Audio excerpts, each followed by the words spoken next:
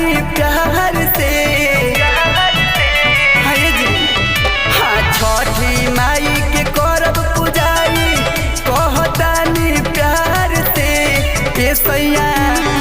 सैया जाके ले आ दे फलवा मोतिहारी बाजार से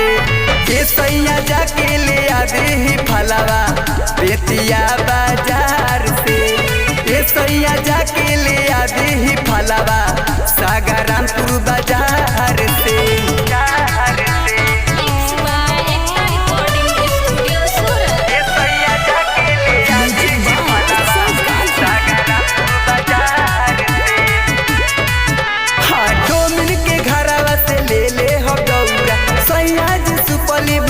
जनी रौरा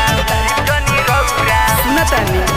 हाँ डोमिन के घरवा से ले हम दौरा सैया जी सुपली भुलाइब जनी रौरा कोसी भराई जाके ले आई दियरी कलसा कुहार से ये सैया जाके ले आ दी फलवा गोपालगंज के बाजार से ये सैया जाके ले आ दी फलवा छापरा बाजार से ये सैया जाके ले आ दी फलवा हरे राज बाजार से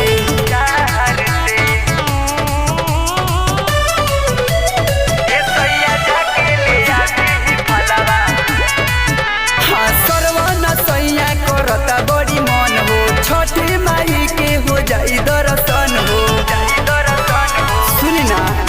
हाँ से अनूप सैया करता मन हो छठी माई के हो जाई दर्शन हो दिग्विजय दीवाना गावेले गाना बोला दी रौरा बिहार से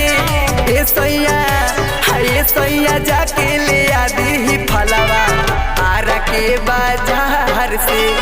ये सैया जाके ले आ दी फलवा सहरसा के बाजार से ये सैया जाके ले आ दी फलवा सागरामपुर बाजार से।